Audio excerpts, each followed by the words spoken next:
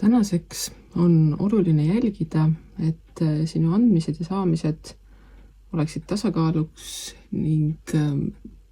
nende energiate vahetus toimub võrdlemisi kiiresti. Et sa ei saa jääda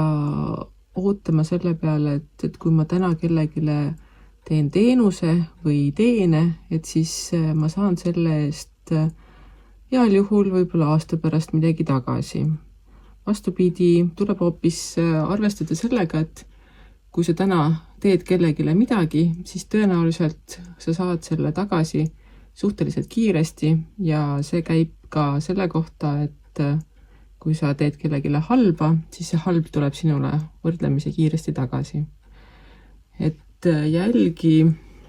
kõike seda, mida sa välja annad, välja kiirgad, ka selles mõttes, et mis mõtted su enda vastu on, kas sa oled enda vastu hea või halb või karm, et kõik need tulevad sulle suht ruttu nii-öelda peegelduvad tagasi. Ka teised asjad tänasel päeval võivad toimida kiiremini, kui sa harjunud oled, mis tähendab, et pane tähele, kuidas sinu enda olukord on, et kui sa ikka ei jaksa midagi teha, siis ära selle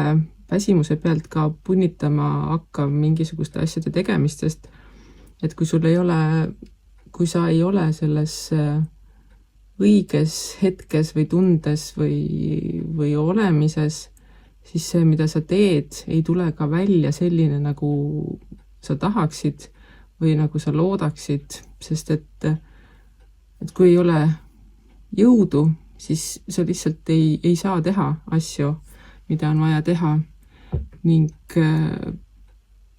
sealt tulenevalt ka siis vaata, et need asjad, mida on vaja kiiresti saavutada, et need oleksid sellise hea mõtte või iseenda selle rahulolu seisukohast tehtud. Ära punnita, kui sul ei ole selleks jõudu, ning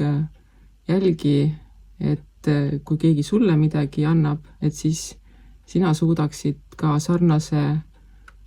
olemisega või energiaga kas talle vastu pakkuda või siis seda nii-öelda edasi anda teistele. Kõik asjad toimivad kiiremini, kui võib-olla harjumuspärane.